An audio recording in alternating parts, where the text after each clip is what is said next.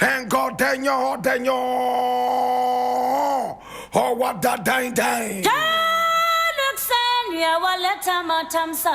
This is the voice of the Patriot, where we speak truth to power, and I'm most excited to be with you.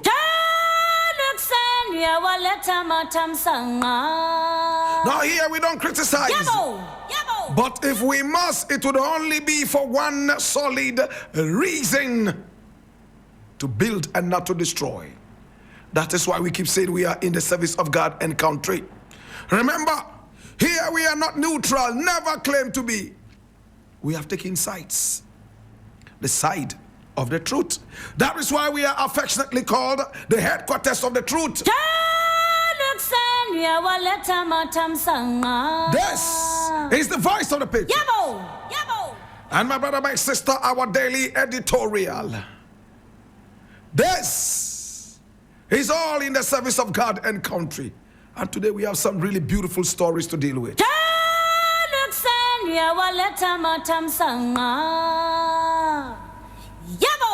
Now the very first story I am looking at today is taken from Ghana Web. And it says, I won't apologize today or tomorrow to any fake pastor. And this is Kennedy Agyapong vowing. Flag bearer hopeful of the new Patriotic Party, Kennedy Agyapong, has stated that he's not willing to apologize to any pastor who he has criticized in the past, insisting that his actions were meant to correct wrongdoing within the church. Now, speaking to members of the Seventh-day Adventist Church over the weekend, Agyapong explained that his criticisms were not attacks on the church, but were aimed at exposing loopholes and misconduct he observed among some pastors. Someone said I should apologize to some of the pastors I spoke against, but I said that if I apologize to them, it means I won't lead the nation truthfully if I become president.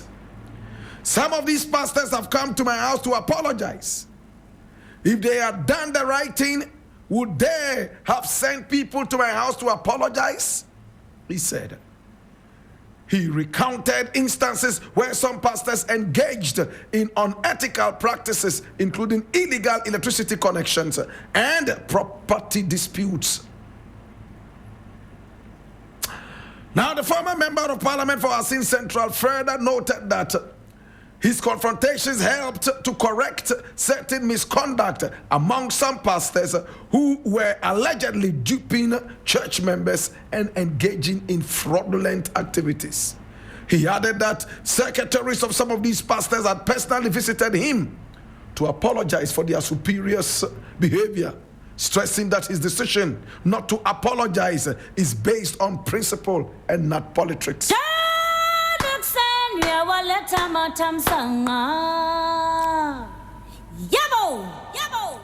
Kennedy Agyapong doesn't cease to impress me. Every now and then, my brother, my sister, I am tempted to applaud one or two things that he does. Now he has made it clear that the principle on which he embarked on that expose,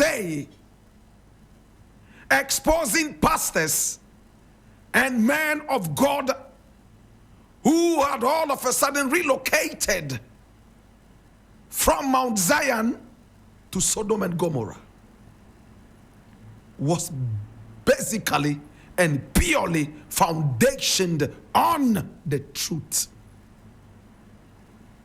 If he was asked to apologize because he had made mistakes, if he was asked to apologize because he had erred in his facts, then he is ready to apologize. But just apologize because you want power.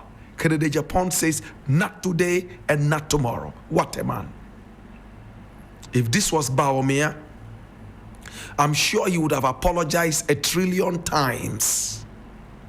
My brother, my sister, all because of power. Nana Addo Dankwa Akufo-Addo drank water from a pure water sachet. We saw him drinking Calipo. He fooled us into believing that he was down to earth and very humble. When he won power, what did he do? He wanted private jets that will prepare hot food for him whilst in mid-air. He wanted private jets that will make him have some cool, cozy showers while in mid-air. He wanted private jets with enough room to accommodate his overly long legs. He refused to even drink water made in Ghana. He drank imported water on the plane. Yet, when he wanted our power to be loaned to him, he drank Calipo in broad daylight, in the full glare of all Ghanaians. He drank from pure water sachet. What in Ghana is simply called pure water on the streets. He fooled us. After that, he probably was looking for the Moets, the Jack Daniels, the Shandons, and so on and so forth. My brother, my sister, politicians will do anything for power, even if it means selling their own mothers with all non-apology to Elembele Mugabe. My brother, my sister, today Canada Agyapong is making it clear. Yes, I know that I want power. I know I want to be your next president. I am not ready to apologize to any fake pastor. My brother, my sister, maybe I would have handled this expose differently from my background and where I come from. But let's look at Kennedy Agyapong's own life. He is not an angel. And he doesn't pretend that he's an angel. That is why I will give my vote to Kennedy Agyapong and refuse Baomia my vote. Kennedy Agyapong tells you how many children he has. He tells you how many women he has had children with, how many girlfriends he has bunked. My brother, my sister, his life is an open book. He is not pretending to be Angel Gabriel when he is Lucifer.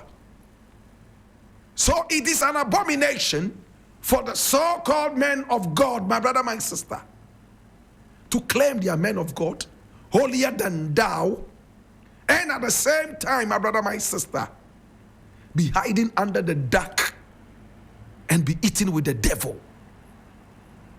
I'm not saying that all the men of God that came under the forensic scrutiny and expose of Kennedy Agyapong are culpable. All I'm saying is that in the eyes of Kennedy Agyapong, he saw them all to be fake.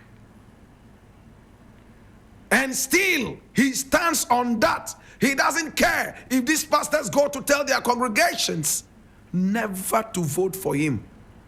He doesn't want votes from hypocrites and parasites. He wants votes from well-meaning Ghanaians who have common sense. That is why I can never be a politician. I can't lie.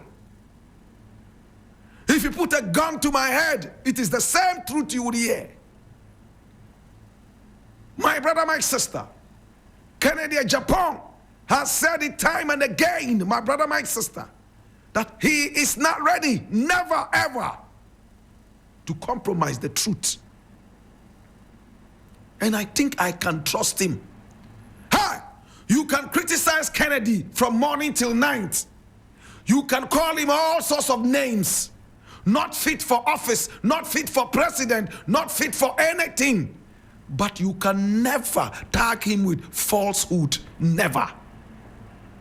Tell me one lie that Kennedy is ever told. One lie. and I will show you a country with no flag. Hey, hate the devil, but give him credit for living in hell, the heat of hell all this while. Hate the duker, but praise his speed.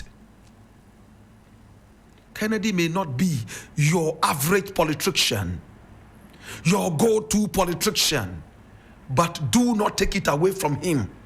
He doesn't lie to Ghanaians like the liar that everybody knows, moving from Agboglochi all the way through Tema to Wale Wale and all those areas, telling nothing but pure lies. Today, he's busily running around left, right, and center, apologizing to Ghanaians for deceiving them. And the cheek of it all, I was only a mate, you know.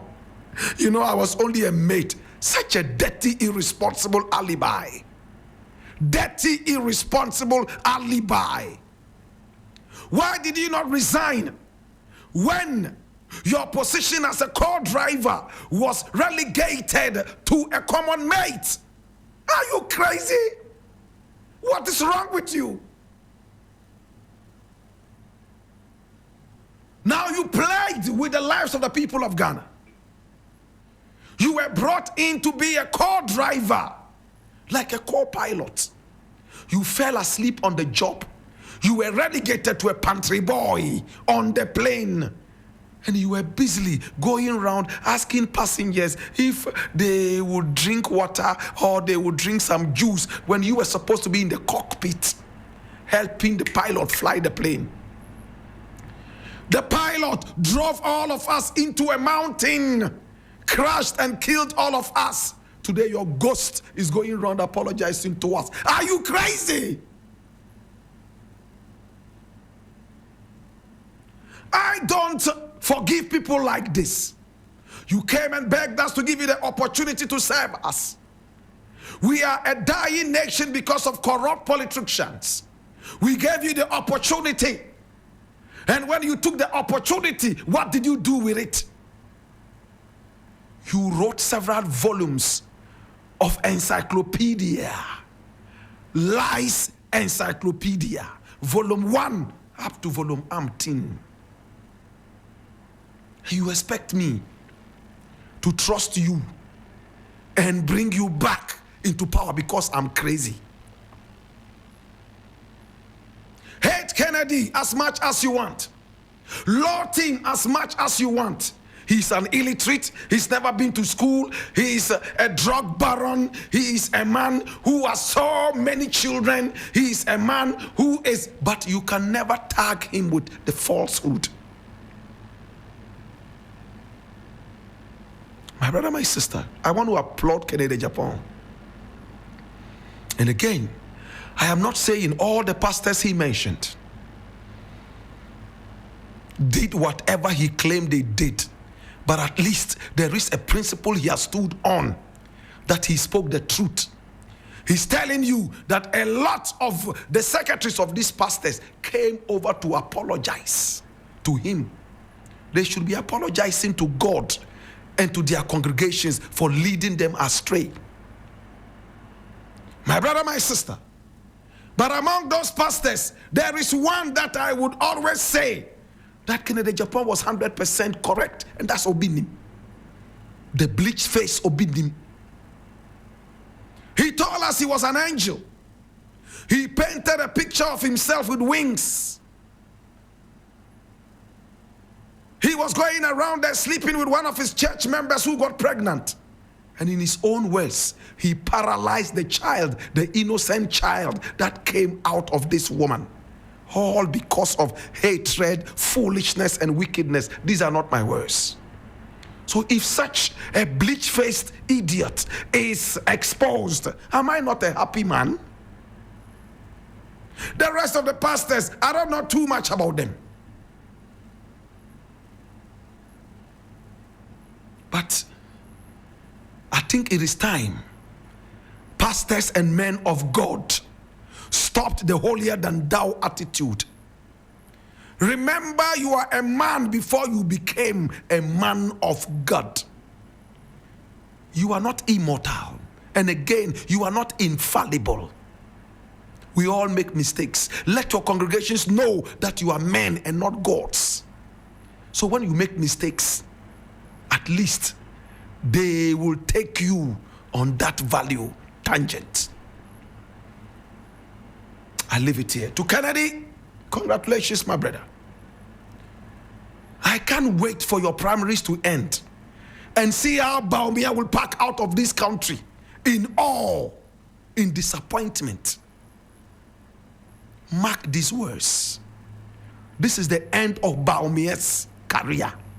It's finished. You have an opportunity once, and when you flaunt it, we expect that you will be able to deal with it, and when you fail, we relegate you where you belong.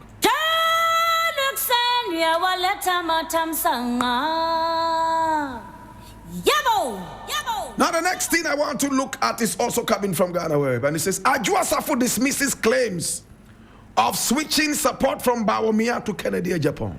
And I read, former member of parliament for Dominic Kwabenya and former minister for gender, children and social protection, Sarah Adwoa Safo, has strongly refuted reports suggesting that she has defected from the camp of former President Dr. Mahmoud Bawumia to that of Kennedy Agyapong. In a press disclaimer issued on Tuesday, Adwoa Safo described the circulating rumors as entirely false, baseless, and without merit.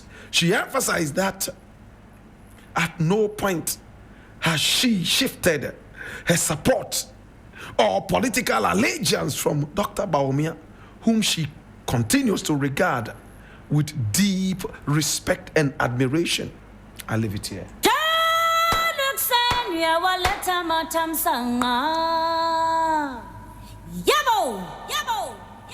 My brother, I don't know how many people put value on Adwoa Safo. She absolutely has no value. Why are people putting some value on Adwoa Safo? Don't we have better and proper people to talk about? Blakk Rasta, are you too harsh on this woman? Let's go into the nitty-gritties.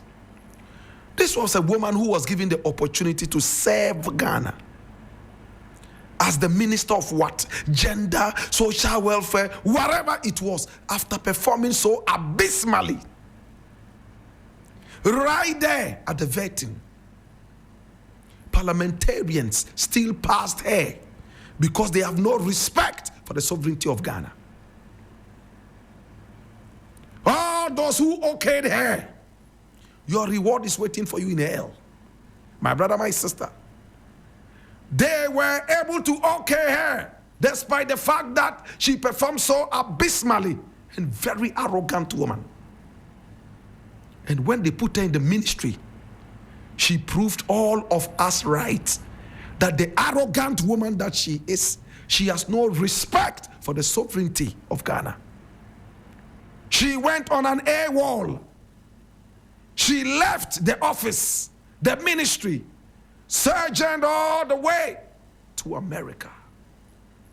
And within 2 weeks of landing in America, her accent changed. Water became war. University became university. We all heard her live and colored when she spoke, and we wondered if this was an AI version of Adwoa Safo, or this is the real Adwoa Safo. She never apologized to the good people of Ghana up till now. She left her Dominic Kwabenya constituency, the same constituency that she went to beg Kennedy Agyapong to come and help her win. The arrogant Adwoa Safo, no patriotism in her blood. She left. And when we asked her, she told us, my family first. Meanwhile, she swore an allegiance to Ghana, thick and thin.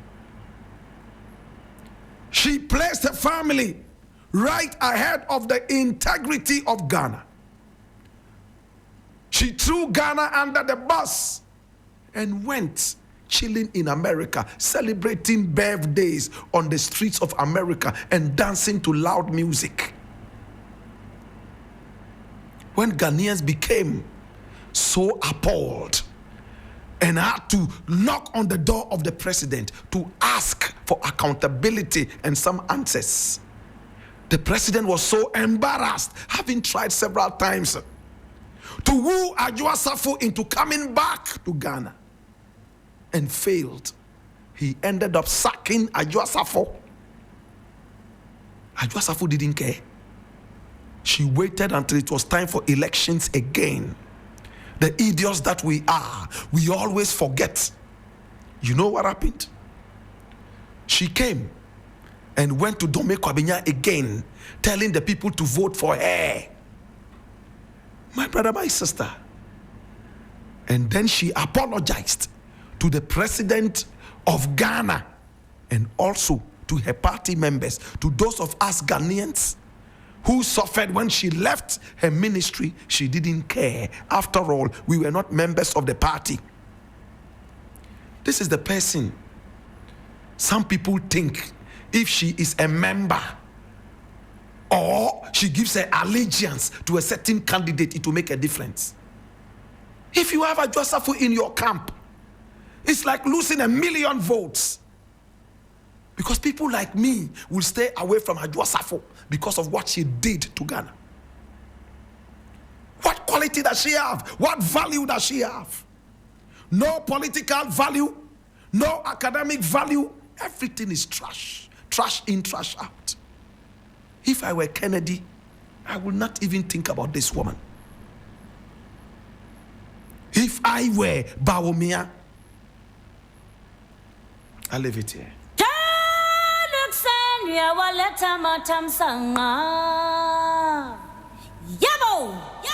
Now, the very last issue I want to look at is also very interesting, and one of my mentors, Kwasi Pratt, is here. My brother, my sister, and he's speaking. It is also taken from Ghana Web. My brother, my sister, here we are. What does it say? Pratt reacts to Mahama Haruna's comments on Ghana having a first female president. And I read, conversations have intensified since two high-profile government officials recently suggested that Ghana could have its first ever female president soon. Now, the conversations began when the Minister of Education, Haruna Idrisu, stated that he hopes to see Vice President Professor Nana Jane Opoku-Agyeman rise to become Ghana's first female president. Now, welcoming the Vice President to the Ministry of Education on her official visit on September 24, 2025, Idrisu described the moment as a great personal honor. He stressed that her elevation to the second highest office of the land is a milestone for women in leadership. It is my pride and honor to welcome you back to the Ministry of Education, this time in an elevated capacity as the first female prime vice president of our republic. It is my prayer that God will give you long life and good health, that probably you'll be elevated to become the first female president. May Allah grant you that strength, he said. Not very long after Haruna's remarks, a similar statement was made by none other than the President of the Republic of Ghana, John Dramani Mahama, during the Global Leaders Meeting on Women in Beijing on October 12, 2025. Now, the President expressed optimism about Ghana electing a female president in the near future, emphasizing that the country's progress is empowering women in leadership positions, and it's a clear indication that it is ready for a female head of state. My brother, my sister, However, it appears that the pronouncements of these high-profile figures have raised eyebrows and stirred curiosity among some individuals, including Kwasi Pratt Jr. Now, the veteran media broadcaster and managing editor of the Inside newspaper, reacting to the pronouncements, asserted that something he described as interesting could be going on at the presidency as well as within the government. And on X, he wrote, something very interesting is happening in the presidency, and observers are watching with very keen eyes and listening with anxious ears. According to him, the pronouncements of the minister and the president do not appear to be coincidental. waleta matamsanga. Yabo! I honestly would like to see a female become president of Ghana, and not only Ghana, any country in Africa. Males have dominated this space, and all we have seen is corruption. If the other gender can do it better, why not? But my brother, I'm glad Haruna spoke about the health and longevity of the vice president.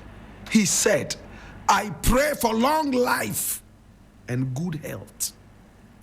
These are the two basic concerns of Ghanaians when it comes to Vice President Jane. My brother, my sister, Vice President Jane Agyapong has been rumored to be in ill health. And this was authenticated right after the elections.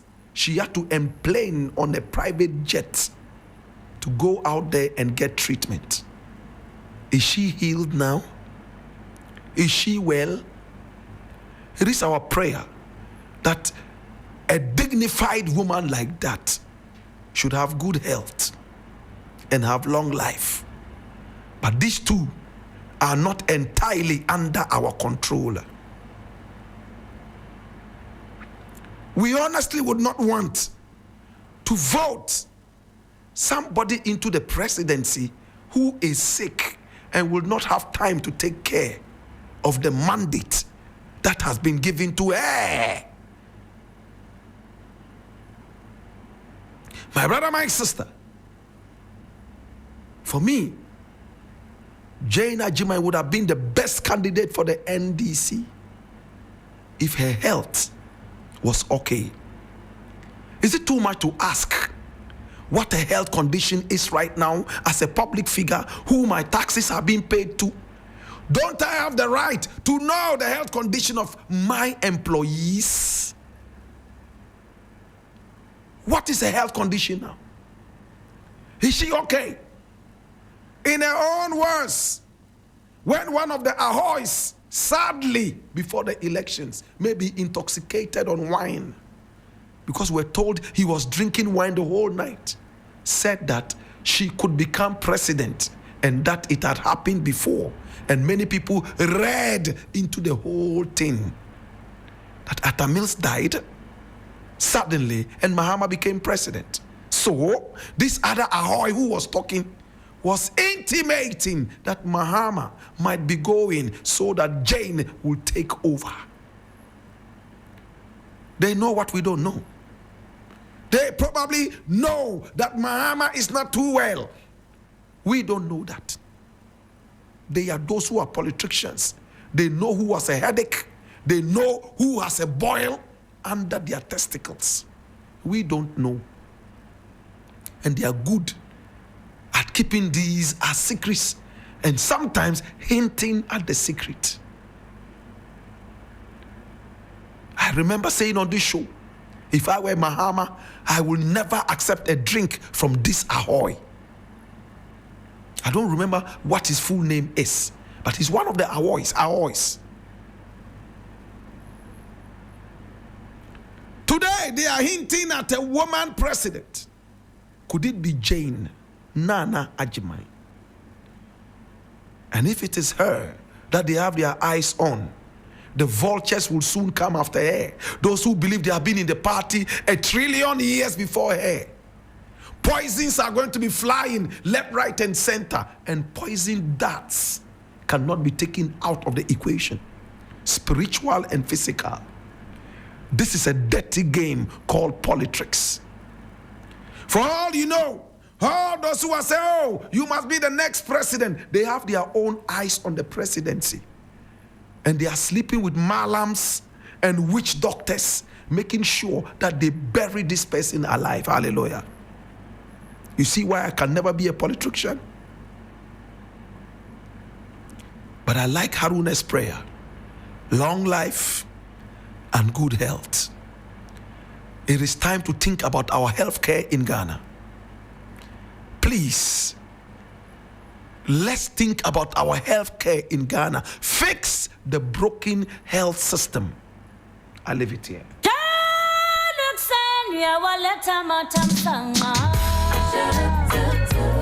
This is 3FM.